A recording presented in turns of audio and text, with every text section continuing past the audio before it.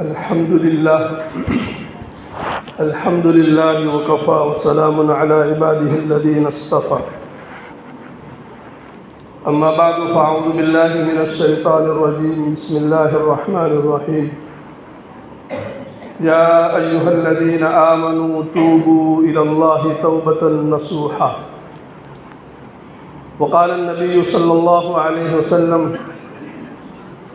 التائب من الذنب كمن لا ذنب له أو كما قال عليه الصلاة والسلام صدق الله مولانا العظيم وصدق رسوله النبي الكريم ونحن على ذلك من الشاهدين والشاكرين والحمد لله رب العالمين۔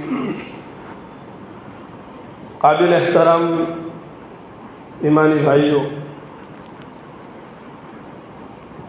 گزشتہ جمعہ میں بات یہ چل رہی تھی اپنے آپ کو گناہوں سے پاک کرنا، اور اس کا طریقہ یہ تھا کہ حق تعالیٰ شانہ نے بڑی مہربانی فرما کر توبہ کا راستہ ہمارے لیے رکھا ہے۔ گناہوں کی معافی مانگنا، توبہ کرنا، اپنے آپ کو گناہوں کی گندگی سے صاف کرنا، یہ اللہ کو بہت پسند ہے۔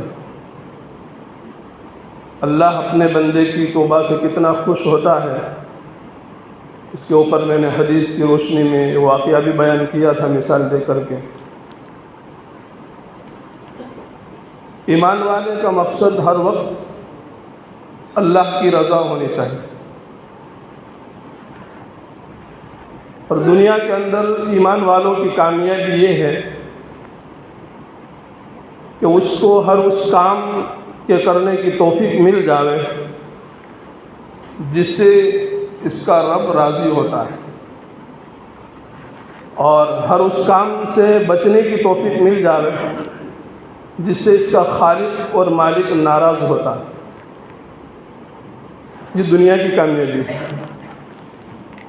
دنیا کی کامیابی جس کو ہم سمجھتے ہیں،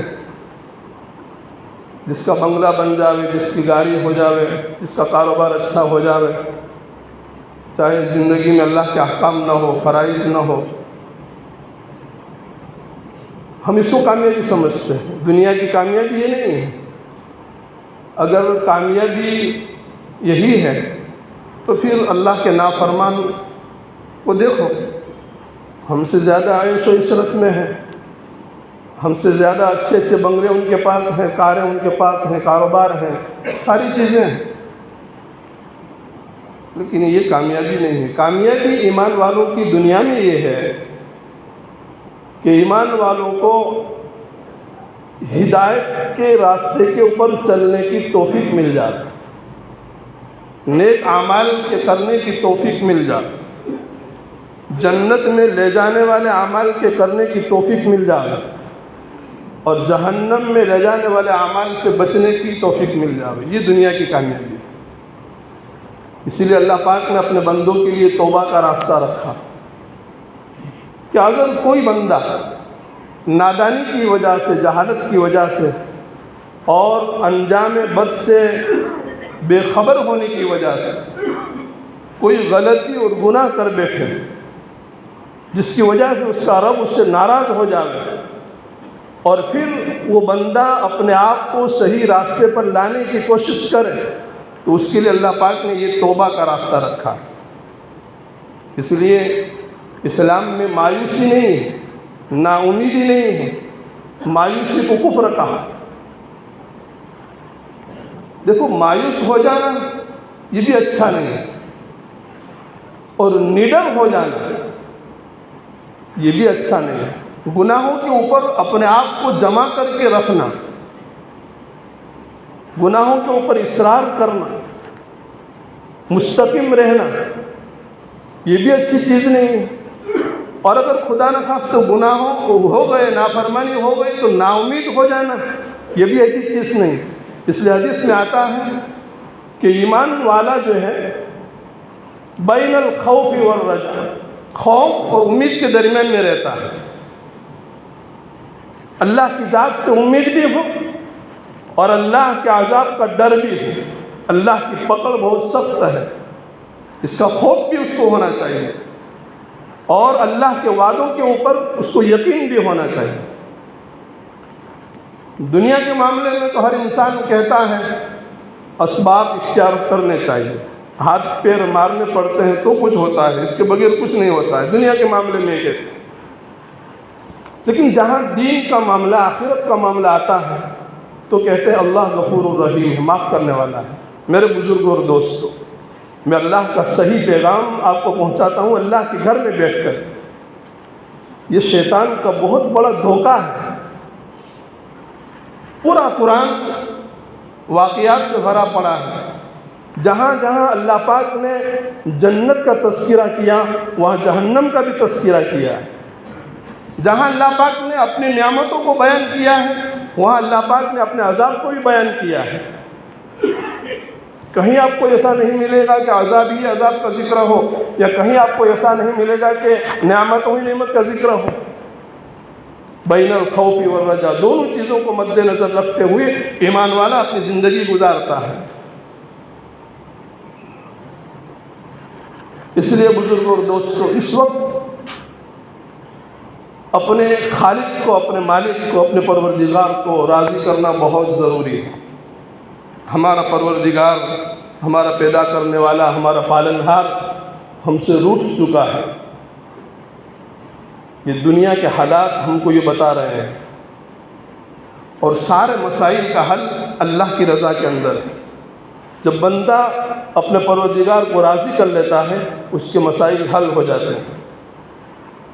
اور خود اللہ پاک نے اپنے آپ کو راضی کرنے کا طریقہ بتلایا، یہ کتنی بڑی مہربانی ہے۔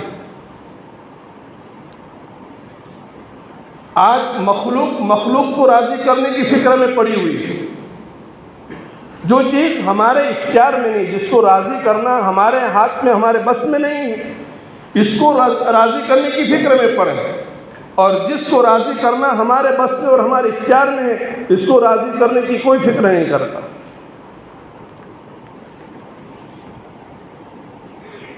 مخلوق کو کوئی راضی نہیں کر سکتا، اور اللہ کو راضی کرنا اتنا آسان ہے، ایک چھوٹے بچے کو راضی کرنے سے بھی زیادہ۔ چھوٹے بچے کو راضی کرنا بہت مشکل ہوتا ہے۔ ایک بادشاہ نے اپنے وزیر سے کہا کہ جب میرے دربار میں آؤ تو اپنے چھوٹے بچے کو لے کر کے آنا، تاکہ میں اس سے پیار کروں، اس سے محبت کروں۔ وزیر دوسری مرتبہ جب دربار میں گیا تو چھوٹے بچے کو لے کر کے گیا، تو وزیر نے کہا کہ بادشاہ سلامت، یہ بچہ ایسا ہے کہ میں اس کی ہر خواہش پوری نہیں کر سکتا۔ ایک چیز مانگتا ہے، اس کو میں دیتا ہوں تو خوش ہو جاتا ہے، تھوڑی دیر کے بعد پھر رونا شروع کرتا ہے، کوئی دوسری چیز مانگتا ہے، پھر میں وہ چیز دیتا ہوں تو وہ چپ ہو جاتا ہے، پھر تیسری مرتبہ کچھ اور چیز مانگتا ہے۔ بادشاہ نے کہا کہ کوئی بڑی بات تھوڑی ہے، بچہ جب روئے اور کوئی چیز مانگے تو اس کو دے دینے کی، خوش ہو جائے گا۔ تو کہ نہیں بات، اس کو خوش کرنا بہت مشکل ہے، میرے بس کی بات نہیں، اس بچے کی ہر خواہش پوری کرنا میرے بس میں نہیں۔ اب بچے نے رونا شروع کیا تو بادشاہ سلامت نے کہا کہ بیٹا کیا چاہیے؟ تو کہا کہ مجھے ہاتھی چاہیے، ہاتھی۔ بادشاہ کے دربار میں تو کیا کمی ہوتی ہے، درباریوں سے کہا کہ بھائی ہاتھی لاؤ، درباریوں نے ہاتھی حاصل کیا۔ بچہ دیکھنے لگا، خوش ہو گیا، تھوڑی دیر کے بعد پھر رونا شروع کیا۔ اب کیوں روتا ہے؟ کہا کہ مجھے سوئی چاہیے، سوئی۔ بادشاہ نے کہا کہ بھائی اس بچے کو سوئی دے دو، سوئی دے دی۔ تھوڑی دیر خاموش رہا اور پھر رونے لگا۔ بادشاہ نے کہا کہ اب کیا چاہیے، کیوں روتا ہے؟ کہا کہ اب میری خواہش یہ ہے کہ اس سوئی کے سوراخ سے ہاتھی کو نکال لو، تب میں چپ رہوں گا۔ بادشاہ کو سمجھ میں آ گیا کہ ہاں کہ بچے کی ہر خواہش پوری کرنا آسان کام نہیں، میرا پروردگار تو بہت جلدی خوش ہو جاتا ہے۔ اپنے بندے کی توبہ سے خوش ہو جاتا ہے۔ آج ہم مخلوق کو راضی کرنے کی فکر میں پڑے ہیں، لیکن مخلوق راضی ہونے والے نہیں۔ آج انسان اپنے خالق کو ناراض کر کے مخلوق کو راضی کرتا ہے۔ ایک بہت دلچسپ حکایت آج سے تقریباً 28 سال پہلے بخاری شریف کے درس کے اندر ہمارے استاد محترم حضرت شیخ الحدیث صاحب مولانا نجم الحق صاحب رحمۃ اللہ علیہ نے اس حکایت کو بیان کیا تھا سبق کے دوران میں۔ اس کے بعد میں نے حضرت پیر ذوالفقار نقشبندی دامت برکاتہ العالیہ کی کتاب کے اندر بھی اس حکایت کو پڑھا۔ بڑے بڑے علماء کی کتاب کے اندر میں نے پڑھا بھی اور بیانوں میں بھی سنا، اور آپ لوگوں نے بھی سنا ہوگا۔ بڑی دلچسپ حکایت ہے اور سمجھنے کے لیے بھی ہمیں اس کے اندر بڑا عبرت کا سبق ہے۔ وہ حکایت یہ ہے، دو باپ بیٹے تھے، ایک باپ تھا اور اس کا ایک جوان بیٹا تھا۔ اس کے پاس ایک سواری تھی، گدھے کی سواری تھی، جس کے اوپر بیٹھ کر کے وہ کہیں سفر کرنا ہو تو سفر کیا کرتے تھے ایک جگہ سے دوسری جگہ۔ ایک مرتبہ ایسا ہوا کہ سفر کرنے کے لیے باپ سواری کے اوپر آگے بیٹھا اور اپنے بچے کو اپنے پیچھے بٹھا دیا۔ اب دونوں بیٹھ کر کے جانے لگے۔ جاتے جاتے ایک آبادی میں پہنچے، بستی تھی جہاں لوگ تھے۔ تو لوگوں نے کہا کہ بیوقوف معلوم ہوتے ہیں، ایک سواری ہے بیچارہ، ایک گدھا ہے اور باپ بیٹے دونوں سوار ہو گئے ہیں، ان کو شرم کرنی چاہیے۔ یہ بات اس آدمی نے سن لی جو سوار تھا، تو اس نے محسوس کیا کہ لوگ اس کو اچھا نہیں سمجھتے ہیں، تو اس نے یہ کیا کہ اپنے بچے کو اتار دیا کہ بیٹا تو جو ہے نکیل پکڑ کے چلتا رہے، میں بیٹھتا ہوں۔ اب چلنا شروع کیا، تھوڑا چلے کہ اور ایک بستی آئی جہاں لوگ بیٹھے رہتے ہیں۔ لوگوں نے دیکھا تو کہا کہ چھوٹے بچے کو چلا رہے ہیں اور خود بیٹھے ہیں، شرم آنی چاہیے ان کو۔ خود تو بیٹھ گئے سواری کے اوپر چڑھ کر کے اور چھوٹا بچہ بیچارہ چل رہا ہے۔ تو اس آدمی نے سن لیا، محسوس کیا کہ یہ بھی اچھا نہیں لگتا ہے۔ اب اس کا الٹا کیا کہ بیٹا ایسا کر، تو بیٹھ جا، میں چلتا ہوں۔ بچے کو بٹھا دیا اور باپ چلنے لگا۔ تھوڑا چلے اور راستے میں لوگوں نے دیکھا تو کہا کہ بچے کو بھی شرم آنی چاہیے کہ خود بیٹھا ہے اور باپ بیچارہ بوڑھا چلتا ہے، باپ کو بیٹھنا چاہیے، بچے کو چلنا چاہیے۔ انہوں نے کہا اللہ یہ کیا کرے، اس سے بھی لوگ خوش نہیں ہو رہے ہیں، اس کے اندر بھی اعتراض کر رہے ہیں۔ کہا کہ ایسا کریں کہ اب بیٹھنا ہی نہیں، دونوں چل رہے۔ باپ بھی چلنے لگا، بیٹا بھی چلنے لگا، سواری کو لے کر کے جا رہے ہیں۔ ایک بستی میں پہنچے تو کہا کہ اوہو، اس سے بڑے بیوقوف دنیا میں کوئی نہیں ہو سکتے ہیں کہ سواری کے ہوتے ہوئے دونوں چل کر کے جا رہے ہیں۔ سواری موجود ہے، اس کے باوجود بھی فائدہ نہیں اٹھا رہے ہیں، دونوں چلتے ہیں۔ اب بوڑھے نے کہا کہ اب کون سا راستہ اختیار میں کروں؟ تو دماغ میں آیا کہ ایسا کریں کہ اب باپ بیٹے دونوں مل کر کے سواری کو اٹھا لیں، اس کے علاوہ تو کوئی راستہ نہیں۔ اب باپ بیٹے نے دونوں نے مل کر کے سواری کو اٹھانا شروع کیا۔ اب گدھا کہاں اٹھ سکتا ہے؟ اب گدھے نے لاتیں مارنا شروع کی، اور پھر لوگوں نے کہا کہ دیکھو کیسے بیوقوف ہیں کہ سواری کے اوپر سوار ہونا چاہیے، وہ خود باپ بیٹے دونوں مل کر کے سواری کو اپنے اوپر اٹھانے کی کوشش کر رہے ہیں۔ بوڑھے میں نے کہا کہ دنیا میں کوئی راستہ ایسا نہیں ہے کہ جس سے مخلوق اچھا کہے اور خوش ہو جائے، کوئی طریقہ ایسا نہیں۔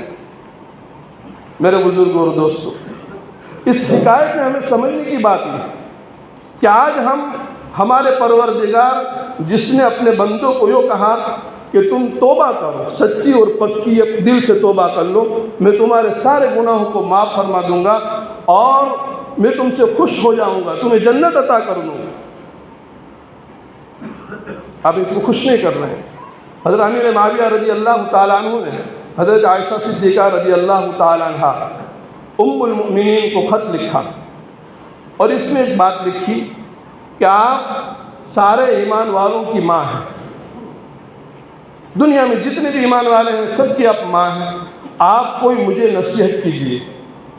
ام المؤمنین حضرت عائشہ صدیقہ رضی اللہ تعالیٰ عنہ نے ایسی جامع نصیحت کی کہ ام المؤمنین ہونے کا حق ادا کر دیا۔ خط لکھا امیر المومنین حضرت امیر معاویہ کو، اور اس خط میں یہ لکھا آج کے بیان کا یہ خلاصہ میرے بزرگ اور دوستوں، بڑی عبرت کی بات ہے اور قیامت تک کے آنے والے ایمان والوں کے لیے اس سے سبق ہے۔ ام المؤمنین حضرت عائشہ صدیقہ رضی اللہ تعالیٰ عنہ نے اس خط میں لکھا کہ آپ جب اللہ کو راضی کرو گے تو اللہ کو راضی کرنے کے دوران میں مخلوق ناراض ہوگی، تو یاد رکھنا مخلوق کے ناراض ہونے کی پرواہ مت کرنا، اللہ کو راضی کرنا۔ جو مخلوق اللہ کو راضی کرنے کے درمیان میں آپ سے ناراض ہوئی ہے، اللہ پاک وہ ساری مخلوق کو آپ سے راضی کر دیں گے۔ ایک بات یہ لکھی، اور دوسری بات یہ لکھی کہ آپ جب اللہ کو ناراض کر کے مخلوق کو خوش کرنے کی کوشش کریں گے، اللہ کو ناراض کر کے مخلوق کو خوش کرنے کی کوشش کریں گے تو مخلوق خوش تو ہو جائے گی، لیکن وہ ناراض ہونے والا خدا مخلوق کے دل کے اندر تیرا بغض ڈال دیں گے، تیری عداوت ڈال دیں گے، تیری دشمنی ڈال دیں گے، وہ ساری کے ساری مخلوق تجھ سے ناراض ہو جائے گی۔ اللہ تو ناراض تھا ہی، مخلوق بھی ناراض ہو گئی۔ تو حضرت عائشہ صدیقہ رضی اللہ تعالیٰ عنہ نے یہ دو باتیں بیان فرمائی کہ مخلوق ناراض ہو جاوے تو ہو جاوے، حق تعالیٰ شانہ کو راضی کرنے کی فکر کرو۔ جو مخلوق ناراض ہو جائے گی حق تعالیٰ شانہ اس کو راضی کر دیں گے،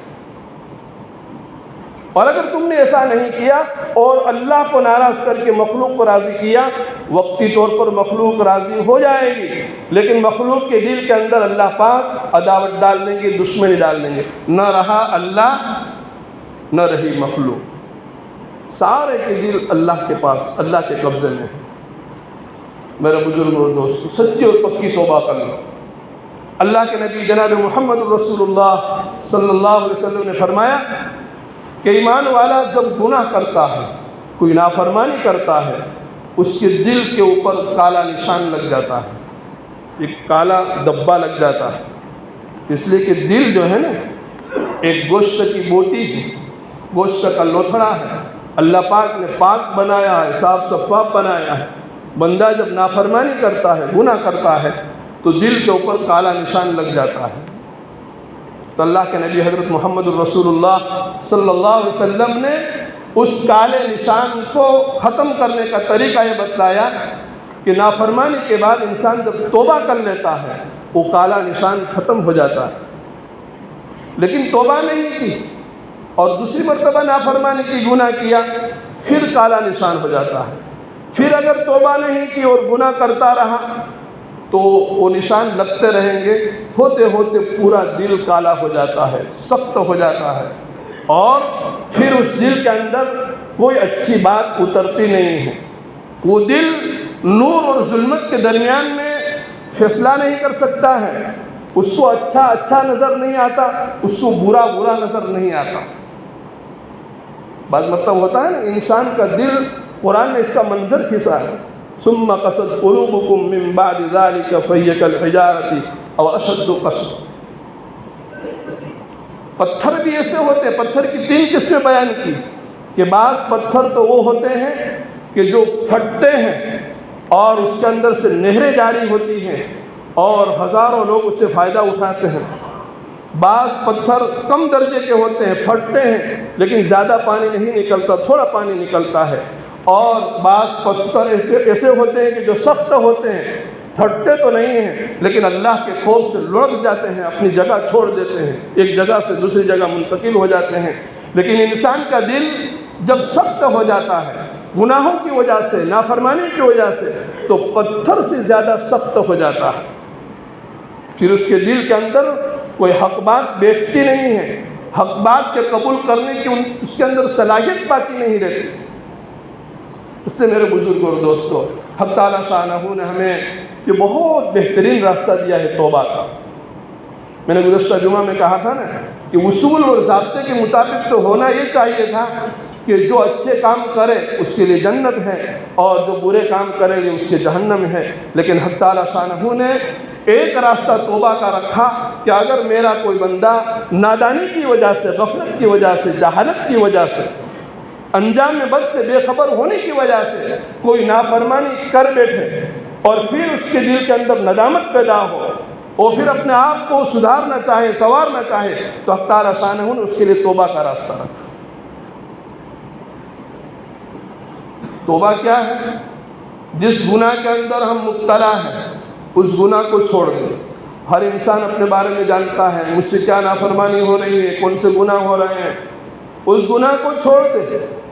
اور اب تک جتنے بھی گناہ ہوئے ہیں، نافرمانی ہوئی ہے، دل سے ندامت، پچھتاوا، افسوس، ہائے میں نے کیا کر دیا، میں نے تو بہت بڑا گناہ کر دیا، میں میرے رب کی نعمتیں کھاتا رہا، استعمال کرتا رہا اور میں نے میرے رب کے ساتھ بغاوت کی، غداری کی۔ دل سے ندامت ہو اور افسوس ہو اور آئندہ اس گناہ کے نہ کرنے کا پختہ عزم اور ارادہ ہو۔ ان 3 چیزوں کا نام توبہ ہے۔ اللہ سے معافی مانگے، اللہ آج تک جو کچھ بھی ہو گیا اس کو معاف کر دے، آئندہ میں اس کے قریب بھی نہیں جاؤں، اللہ معاف کر دے گا۔ لیکن بعض گناہ وہ ہیں جو حقوق اللہ کی قبیل سے ہیں، حقوق العباد کی قبیل سے ہیں۔ حضرت علی رضی اللہ تعالیٰ عنہ سے کسی نے پوچھا کہ توبہ کیا ہے؟ تو حضرت علی رضی اللہ تعالیٰ عنہ نے فرمایا کہ 6 چیزوں کا نام توبہ ہے۔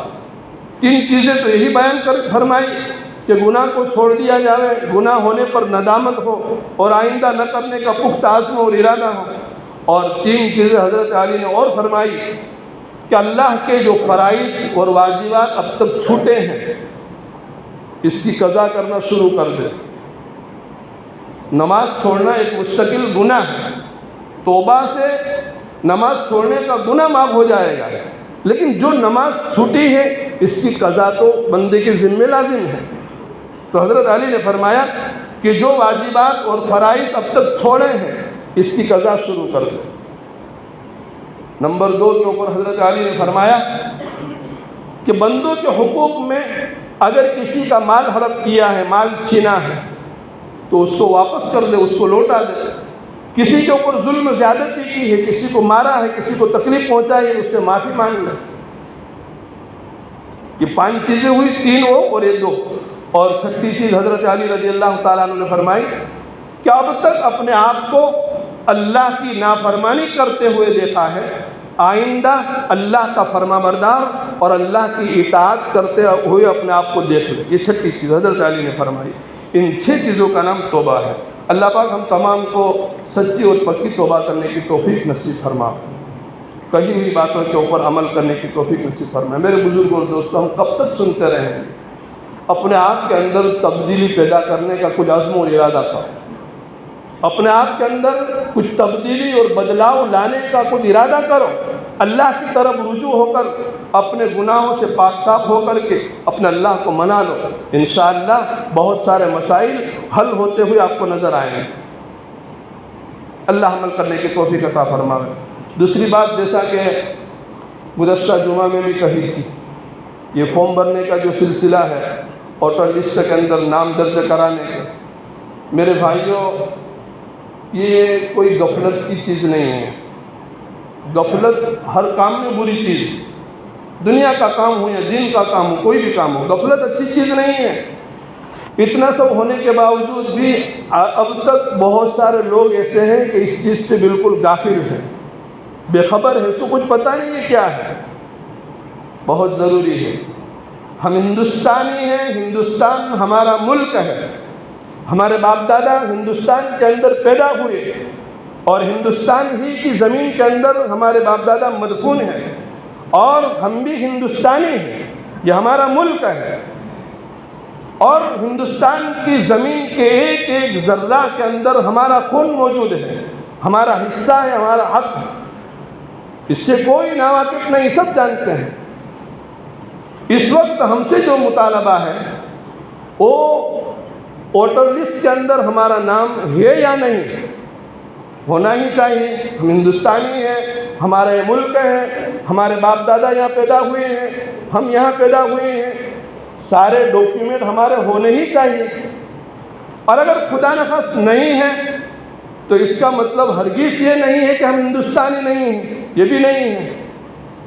ڈاکیومنٹ کے نہ ہونے کے باوجود اگر کوئی یہ سمجھے کہ یہ ہندوستانی نہیں ہے تو اس کی بہت بڑی غلط فہمی ہے۔ البتہ ڈاکیومنٹ کو کلیئر کرنا یہ ہمارے سب کی ذمہ داری ہے، یہ سب کی ضرورت اس وقت قوم کی یہ سب سے بڑی اہم اور ضروری چیز ہے۔ اس کے اندر ایک دوسرے آپس میں تعاون بھی کریں۔ یہ کوئی سیاسی کام نہیں ہے، یہ اپنی ذمہ داری سے خارج نہیں ہے۔ کوئی یہ نہ سمجھے کہ یہ فلاں کا کام ہے، فلاں کا کام ہے، نہیں، ہر ایک کا کام ہے۔ ایک دوسرے کو پوچھے بھی کہ بھائی کیا ہوا، آپ نے فارم بھر لیے تو ٹھیک ہے، نہیں بھرے ہیں تو کیوں نہیں بھرے، آپ کے پاس فارم ابھی نہیں ہے، معلوم کر کے فارم حاصل کریں، بھرنے کا بھی طریقہ اچھی طریقے سے بتلایا جا رہا ہے۔ اب تو کیمپ بھی لگ رہے ہیں، دارالحسنیہ کے اندر بھی جمعیت علماء جوناگڑھ کی طرف سے یہ کام ہو رہا ہے، اسی طریقے سے بیت المال کی طرف سے بھی ہو رہا ہے، سماج کی طرف سے بھی ہو رہا ہے، ہر کوئی حرکت میں ہے۔ آپ کے گھر آ کر کے فکر کرتے ہیں، لیکن شکایت یہ ہے کہ گھر جانے کے باوجود بھی گھر والے یہ کہتے ہیں کہ ہمیں اس کا کوئی علم نہیں ہے۔ اس لیے میرے بزرگوں اور دوستوں، اس سے ہرگز غفلت نہ برتیں۔ 2026 کے نئے لسٹ کے اندر اگر ہمارا نام نہیں رہا تو پھر اس کو داخل کرنا اور اس کو ثابت کرنا یہ تھوڑا کٹھن اور مشکل ہو جائے گا۔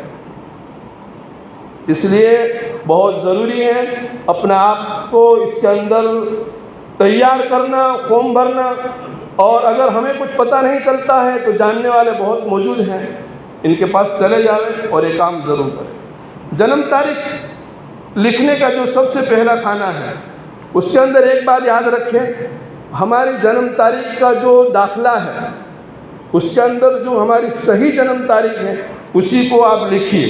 بعض مرتبہ کیا ہوتا ہے، آدھار کارڈ کے اندر، چٹنی کارڈ کے اندر جنم تاریخ کچھ اور لکھی ہوئی ہے اور جنم تاریخ کے داخلے کے اندر کوئی اور لکھی ہوئی ہے، اور ہم نے اس میں لکھ دیا جو آدھار کارڈ میں لکھا ہوا تھا ایسا، اور جنم تاریخ کا اصل اوریجنل داخلہ جب دیکھا تو اس میں ہماری جنم تاریخ کچھ اور ہے، تکلیف ہو جائے گی، پریشانی ہو جائے گی۔ اس لیے اس کھانے کے اندر جنم تاریخ وہی لکھیے جو داخلے کے اندر موجود ہے، اور اچھا فوٹو چپکائیے، یہ بھی ضروری ہے۔ 10 سال پہلے کا، 20 سال پہلے کا اگر پرانا فوٹو اس کو جانے دیجیے، اس میں زیادہ کوئی خرچہ نہیں ہوتا ہے، حال کا اچھا فوٹو بنوا کر کے اس میں چپکائیے، اور پوری تیاری کے ساتھ ایک فارم اپنے پاس رکھیے اور ایک فارم جمع کرا دیجیے۔ کوئی مشکل کام نہیں ہے، کوئی مشکل کام نہیں ہے، ڈرنے کی بھی ضرورت نہیں ہے، بزدل ہونے کی بھی ضرورت نہیں ہے، اور غافل بننے کی بھی ضرورت نہیں ہے۔ اللہ پاک ہم تمام کو کہی ہوئی باتوں کے اوپر کہنے سے اور سننے سے زیادہ عمل کرنے کی توفیق عطا فرمائے۔ وآخر دعوانا ان الحمدللہ رب العالمین۔ تھوڑا وقت زیادہ لے لیا، معاف کرنا، اس لیے کہ کچھ ضروری باتیں ہوتی ہیں جو کہنی ہی پڑتی ہیں، اس سے 5-7 منٹ آگے پیچھے ہو جائے تو اللہ کے لیے اس کو برداشت کر لیں۔